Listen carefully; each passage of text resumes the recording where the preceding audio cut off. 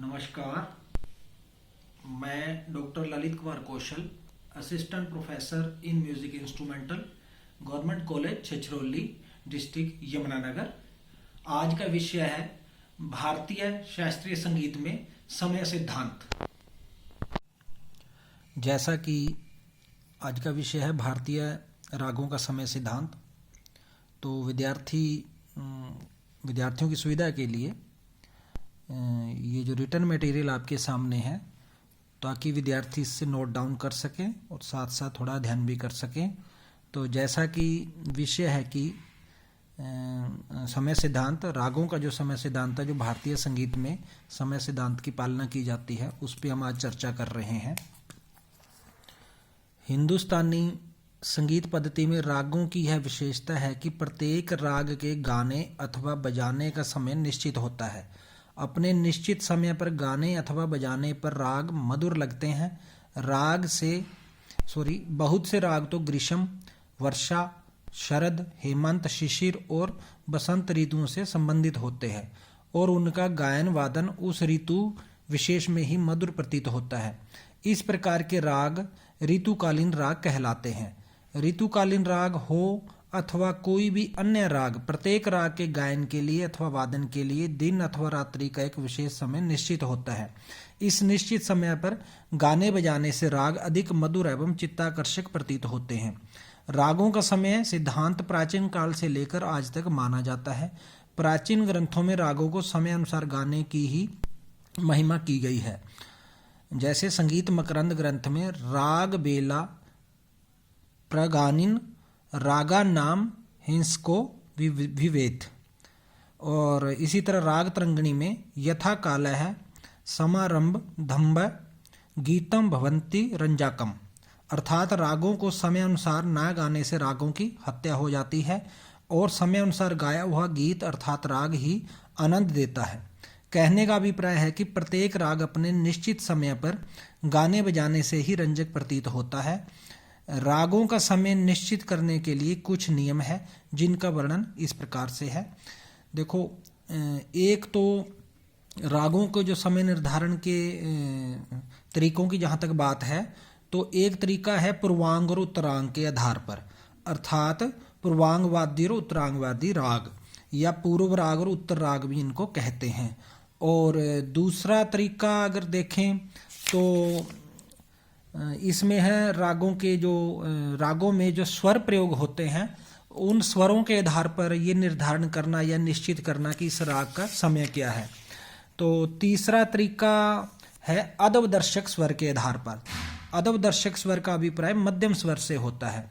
तो और जो चौथा तरीका है वो ऋतुकालीन राग, जिससे हमने पहले भी जैसी चर्चा की है कि ऋतु विशेष के आधार पर, जैसे वर्षा ऋतु की बात करें तो उसमें मेघ मल्हार वगैरह ये राग होते हैं, सुर मल्हार, इस टाइप के राग, तो ये ऋतुकालीन राग इनको कहते हैं।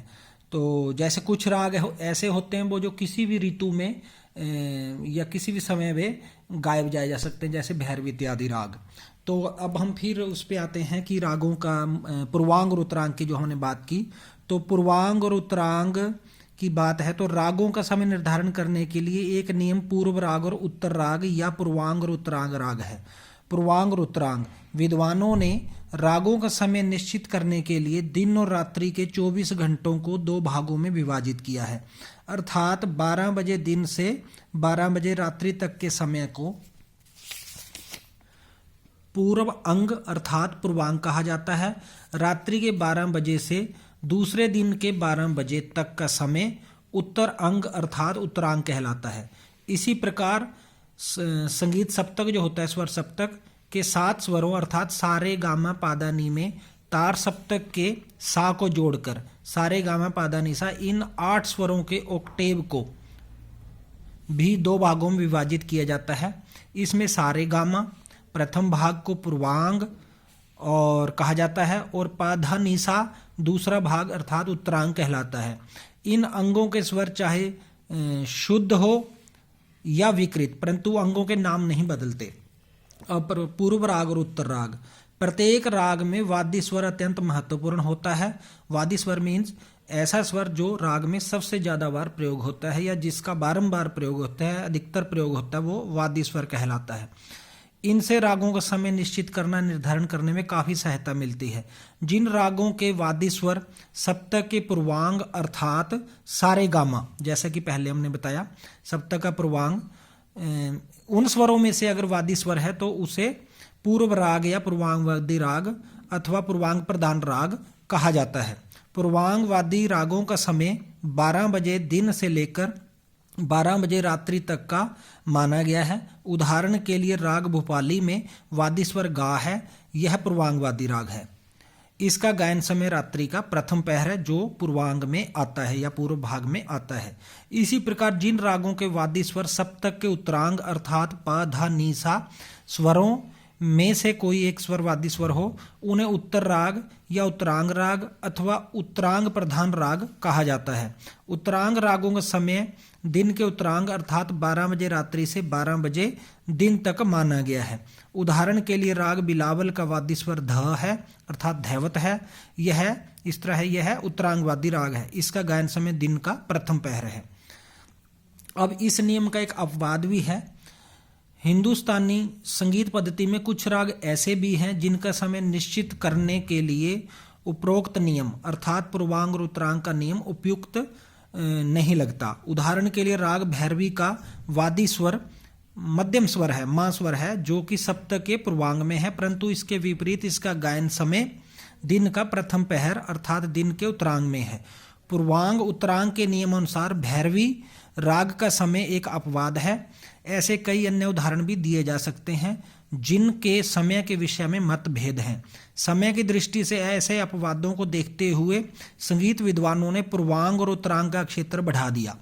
प्रथम भाग पूर्वांग में पंचम स्वर मिलाकर एक और स्वर उसमें मिला दिया और उसका क्षेत्र सारे गामा पा तक बढ़ा दिया, और इसी तरह दूसरे भाग अर्थात उत्तरांग के आरंभ में मध्यम स्वर को मिलाकर उसका क्षेत्र मा पा धा नि सा स्वरों तक निश्चित कर दिया।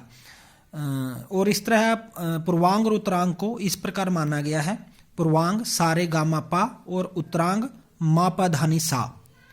ऐसा करने से मा और पा इन दो स्वरों को पूर्वांग और उत्तरांग दोनों भागों में शामिल कर लिया गया है। जिन रागों का वादी स्वर मा और पा में से कोई एक स्वर होता है उनका समय निश्चित करना कुछ कठिन हो जाता है, क्योंकि ऐसे राग पूर्वांगवादी भी हो सकते हैं और उत्तरांगवादी भी हो सकते हैं। तो ऐसे रागों का समय निर्धारण करते समय इस बात का विशेष ध्यान रखना पड़ता है कि अमुक राग में सप्तक का कौन सा भाग अधिक प्रबल है। यदि पूर्वांग भाग अधिक प्रबल होगा तो राग पूर्वांगवादी मान लिया जाएगा, और यदि उत्तरांग के स्वरों की प्रधानता होगी या उत्तरांग भाग अधिक प्रबल होगा तो राग उत्तरांगवादी हो जाएगा या मान लिया जाएगा। इस प्रकार के वर्गीकरण में राग के वादी स्वर का महत्वपूर्ण स्थान होता है। वादी स्वर द्वारा पूर्वांग और उत्तरांग का समय निश्चित करने के पश्चात ही रागों का समय निश्चित किया जाता है।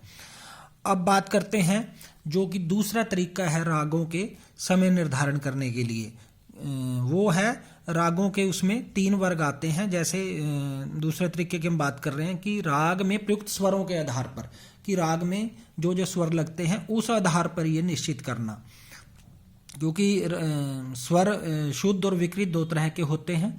तो ये देखना कि कौन सा स्वर लग रहा है, उस आधार पर राग का समय निश्चित कैसे किया जाता है। समय की दृष्टि से हिंदुस्तानी संगीत पद्धति के रागों को 3 वर्गों में विभाजित किया गया है। पहला है रे और धा कोमल स्वरों वाले राग अथवा संधि प्रकाश बेला के राग, इनको संधि प्रकाश राग कहते हैं। दूसरा है रे और धा शुद्ध स्वरों वाले राग, अर्थात ऐसे राग जिनमें रे और धा अर्थात ऋषभ और धैवत स्वर शुद्ध लगते हैं। तीसरा है गा और नि कोमल स्वर वाले राग, अर्थात ऐसे राग जिनमें गा और नि स्वर, गंधार और निषाद स्वर कोमल प्रयोग होते हैं। अब बात करते हैं पहले तरीके की, रे और धा कोमल स्वरों वाले राग। रे और धा कोमल स्वरों वाले रागों को संधि प्रकाश राग भी कहा जाता है, क्योंकि यह राग उस समय में गाए बजाए जाते हैं जब दिन और रात्रि की संधि अर्थात मिलन होता है। संधि का यह समय प्रातःकाल सूर्योदय और शाम को सूर्यास्त के समय का होता है, अर्थात जब दिन और रात मिलते हैं आपस में, तो वो संधि प्रकाश बेला उसको कहते हैं। इसलिए इस वर्ग के रागों के लिए प्रातःकाल 4 से 7 बजे और शाम को 4 से 7 बजे का समय निर्धारित किया गया है। इस प्रकार संधि प्रकाश रागों के 2 वर्ग प्रातःकालीन संधि प्रकाश राग और सायंकालीन संधि प्रकाश राग हो जाते हैं। प्रातःकालीन संधि प्रकाश रागों में शुद्ध मध्यम और सायंकालीन संधि प्रकाश रागों में तीव्र मध्यम की प्रधानता रहती है, अर्थात इनमें ये चीज ध्यान दी जाती है या ये आधार है इसका कि जो प्रातःकालीन संधि प्रकाश राग है उनमें शुद्ध मध्यम की प्रधानता होती है, अर्थात उसमें शुद्ध मध्यम लगता है, और दूसरा सायंकालीन संधि प्रकाश रागों में तीव्र मध्यम की प्रधानता रहती है, अर्थात यदि तीव्र मध्यम है तो समझो कि वो सायंकालीन संधि प्रकाश बेला का राग है। उदाहरण के लिए भैरव, कालिंगड़ा, रामकली इत्यादि राग प्रातःकालीन संधि प्रकाश राग है, और इसके अतिरिक्त पूर्वी, पुरिया, धनश्री, वैश्री इत्यादि सायंकालीन संधि प्रकाश राग हैं। संधि प्रकाश रागों की एक अन्य विशेषता यह भी है कि रे और धा स्वर कोमल होने के साथ ही गंधार स्वर शुद्ध होना भी आवश्यक माना गया है। यद्यपि कोई संधि प्रकाश राग इन नियमों का अपवाद भी है। उदाहरण के लिए राग मारवा एक सायंकालीन संधि प्रकाश राग है, परंतु इसमें रे कोमल के साथ धैवत स्वर शुद्ध प्रयोग किया गया है। संधि प्रकाश रागों में धैवत कोमल हो अथवा शुद्ध, यह निर्विवाद है कि संधि प्रकाश रागों में गंधार शुद्ध का ही प्रयोग होता है। उपरोक्त अपवादों को देखते हुए विद्वानों ने संधि प्रकाश रागों की विशेषता रे कोमल और उसके साथ गंधार स्वर शुद्ध होना अधिक न्याय संगत माना है। धैवत स्वर कोमल अथवा शुद्ध भी हो सकता है। संधि प्रकाश रागों के अंतर्गत अधिकतर भैरव, पूर्वी तथा मारवा थाट जन्य राग रखे जा सकते हैं। अब है रे और धा शुद्ध स्वर वाले राग। इस वर्ग के राग संधि प्रकाश रागों के पश्चात गाए बजाए जाते हैं, इसलिए इनका समय संधि प्रकाश रागों के पश्चात अर्थात प्रातः 7 से 10 बजे तक और सायंकाल को भी 7 से 10 बजे तक का माना गया है। कुछ विद्वानों के मतानुसार यह समय 7 बजे से 12 बजे तक का भी माना जा सकता है। इस वर्ग के प्रातःकालीन रागों में शुद्ध मध्यम और सायंकालीन रागों में तीव्र मध्यम का विशेष महत्व रहता है। दूसरी विशेषता यह है कि इस वर्ग के रागों में रे और धा स्वर शुद्ध होने के साथ ही गंधार का शुद्ध होना अर्थात गा स्वर का शुद्ध होना आवश्यक है। प्रातःकालीन रागों में राग बिलावल व गोड़ सारंग तथा सायंकालीन रागों में यमन, शुद्ध कल्याण व भूपाली इत्यादि रागों के नाम लिए जा सकते हैं। रे धा शुद्ध स्वरों वाले इस वर्ग के अंतर्गत बिलावल, कल्याण तथा खमाज थाट जन्य राग रखे जा सकते हैं। अब तीसरा है इसका तरीका गानी कोमल स्वरों वाले राग, मतलब ऐसे राग अर्थात ऐसे राग जिनमें गा और नी स्वर कोमल होते हैं। गा और नी कोमल स्वरों वाले वर्ग के रागों का गायन वादन समय रे और धा शुद्ध स्वरों वाले रागों के समय के बाद आता है। इस वर्ग के रागों का समय सुबह 10 बजे से लेकर साय के 4 बजे तक और रात के 10 बजे से प्रातः 4 बजे तक का माना गया है। इस वर्ग के रागों की मुख्य विशेषता गा और नी स्वर का कोमल होना है। अतः इस वर्ग के अंतर्गत काफी, असावरी, भैरवी तथा तोड़ी थाटों के राग रखे जाते हैं। कोई राग जैसे राग पटदीप इस वर्ग के अपवाद भी हैं। राग पटदीप में गा कोमल तथा नी शुद्ध प्रयोग किए जाते हैं। इस प्रकार के अपवादों को देखते हुए कुछ विद्वानों के मतानुसार इस वर्ग के रागों की विशेषता केवल गा स्वर का कोमल होना ही मान लेना चाहिए। तो ये था स्वरों राग में प्रयुक्त स्वरों के आधार पर राग का समय निर्धारण। अब समय चक्र की बात करते हैं। समय अनुसार रागों के उपरोक्त 3 वर्ग बनाने से दिन और रात्रि के 24 घंटों में प्रत्येक वर्ग के राग 2-2 बार आते हैं। सूर्योदय समय प्रातःकालीन संधि प्रकाश राग, फिर रे और धा शुद्ध स्वरों वाले राग और उसके पश्चात गा और नी कोमल स्वरों वाले राग गाए बजाए जाते हैं। इसी प्रकार सूर्यास्त समय सायंकालीन संधि प्रकाश राग, फिर सायंकालीन रे और धा शुद्ध स्वरों वाले राग, और उसके पश्चात सायंकालीन गा और नी कोमल स्वरों वाले रागों का समय होता है। दूसरे दिन के सूर्योदय होते ही पुनः यही चक्कर आरंभ हो जाता है। इस प्रकार रागों का यह समय चक्कर चलता ही रहता है। निम्नलिखित ढंग से रागों के समय चक्कर को अधिक स्पष्ट समझा जा सकता है। नंबर 1, प्रातःकालीन 4 से 7 बजे तक, जिसमें प्रातःकालीन संधि प्रकाश राग, रे और धा कोमल स्वरों वाले राग जैसे भैरव, पूर्वी तथा मारवा थाट जन्य राग। दूसरा है 7 बजे से 10 बजे तक, रे और धा शुद्ध स्वरों वाले राग जैसे बिलावल, कल्याण और खमाज थाट के राग। तीसरा है 10 से 4 बजे तक, गा, जिसमें गा और नी कोमल स्वरों वाले राग जैसे काफी, असावरी, भैरवी तथा तोड़ी थाट जन्य राग। अब सायंकालीन 4 से 7 बजे तक, पहले था प्रातःकालीन 4 से 7 बजे तक, अब है सायंकालीन 4 से 7 बजे तक। इसमें सायंकालीन संधि प्रकाश राग, रे और धा कोमल स्वरों वाले राग, भैरव, पूर्वी तथा मारवा थाट के सायंकालीन राग। नंबर 5, 7 बजे से 10 बजे रात्रि तक, रे और धा शुद्ध स्वरों वाले राग, बिलावल, कल्याण तथा खमाज थाट के सायंकालीन राग। छठा नंबर है 10 बजे रात्रि से 4 बजे प्रातःकाल तक, गा और नी कोमल स्वरों वाले राग, काफी, असावरी, भैरवी और तोड़ी थाट जन्य के राग। रागों का समय सिद्धांत वैज्ञानिक या अथवा अवैज्ञानिक। इस संबंध में इस पुस्तक के संगीत निबंध अध्याय में रागों का ऋतु व समय के साथ संबंध निबंध के अंत में पृष्ठ 219 के अंतर्गत दिया गया है। अर्थात जो ये पुस्तक है संगीत रूप भाग 3, जिसमें कि रागों के समय सिद्धांत की चर्चा की गई है, तो उसमें से ये विद्यार्थियों के समक्ष है ये। तो अगर किसी के पास ये पुस्तक विद्यार्थी को उपलब्ध होती है तो उस पे पृष्ठ 219 पे भी ये चीज़ देख सकते हैं। अब बात करते हैं चौथा जो तरीका बताया था कि अदबदर्शक स्वर के आधार पर रागों का समय निर्धारण कैसे होगा। तो हिंदुस्तानी संगीत पद्धति में रागों का समय निर्धारण की दृष्टि से मध्यम स्वर का विशेष महत्व है। जैसा कि पहले भी जितने भी हमने पहले जो भी चर्चा की है उसमें मध्यम स्वर की बात हो रही थी, जैसे तीव्र मध्यम और शुद्ध मध्यम। तो इसका सीधा सीधा अर्थ है कि अगर शुद्ध मध्यम है तो समझो कि राग का जो समय है वो दिन का होगा, और अगर तीव्र मध्यम है तो वो रात्रि का समय या सायंकाल का समय होगा।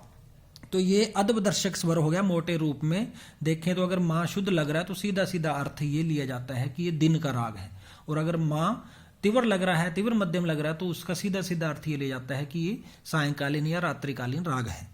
तो अदबदर्शक स्वर की जो बात है, हिंदुस्तानी संगीत पद्धति में रागों का समय निर्धारण की दृष्टि से मध्यम स्वर का विशेष महत्व है। मध्यम स्वर को ही अदबदर्शक स्वर कहा जाता है।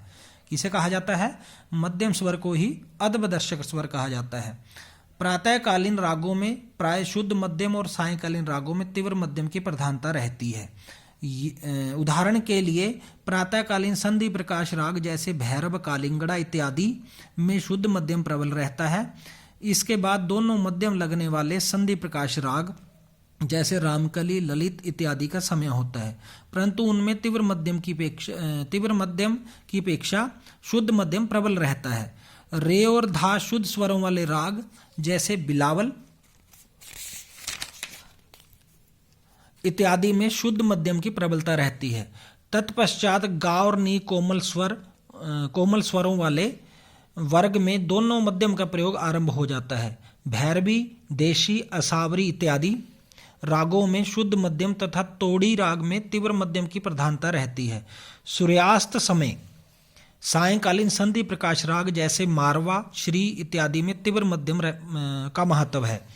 सायंकालीन रे और धा शुद्ध स्वरों वाले वर्ग में कल्याण, हमीर, केदार इत्यादि रागों में भी तीव्र मध्यम का ही विशेष प्राधान्य रहता है। यद्यपि केदार, हमीर में शुद्ध मध्यम का महत्व भी रहता है। अंत में सायंकालीन गा और नी कोमल स्वरों वाले वर्ग में पुनः शुद्ध मध्यम की प्रधानता होने लगती है। बागेश्वरी, काफी, मालकोंस इत्यादि राग इसके उदाहरण हैं। इस प्रकार रागों के समय निर्धारण में मध्यम स्वर अत्यंत महत्वपूर्ण स्वर है। यद्यपि कुछ राग इस नियम के अपवाद स्वरूप भी हैं तथापि समय निश्चित करने में इस स्वर का महत्व अवश्य है। तो इस तरह है ये रागों का समय निर्धारण का जो एक क्वेश्चन है, या समय निर्धारण भारतीय संगीत में जो एक महत्व है समय निर्धारण का या रागों को समय पे गाने का, तो यहाँ तक वो प्रश्न ये पूरा होता है। अब विद्यार्थियों के लिए कुछ क्वेश्चन है, 10 क्वेश्चन जिनका उत्तर विद्यार्थियों ने ढूंढना है। नंबर 1, समय सिद्धांत का पालन किस संगीत में किया जाता है? नंबर 2, समय अनुसार गाने बजाने से राग कैसे प्रतीत होते हैं? नंबर 3, तीसरा क्वेश्चन, रागों का समय निर्धारण के कौन कौन से आधार हैं, जिसकी चर्चा हमने पहले की है। तो पूर्वांग और उत्तरांग के आधार पर किस स्वर का महत्व होता है? नंबर 5, पांचवा क्वेश्चन, संधि प्रकाश बेला से क्या अभिप्राय है? नंबर 6, छठा क्वेश्चन, प्रातःकालीन संधि प्रकाश रागों में किस स्वर का महत्व है? और 7वां क्वेश्चन है, सायंकालीन संधि प्रकाश रागों में किस स्वर का महत्व है? 8वां क्वेश्चन है, किसी एक प्रातःकालीन संधि प्रकाश राग का नाम बताओ। और 9वां क्वेश्चन है, किसी एक सायंकालीन संधि प्रकाश राग का नाम बताओ। और 10वां क्वेश्चन है, अधवदर्शक स्वर किस स्वर को कहा जाता है? तो ये 10 क्वेश्चन है विद्यार्थियों के लिए, जिनके उत्तर विद्यार्थियों ने ढूंढने हैं। इन्हीं शब्दों के साथ आज का ये चर्चा यहीं समाप्त होती है। धन्यवाद।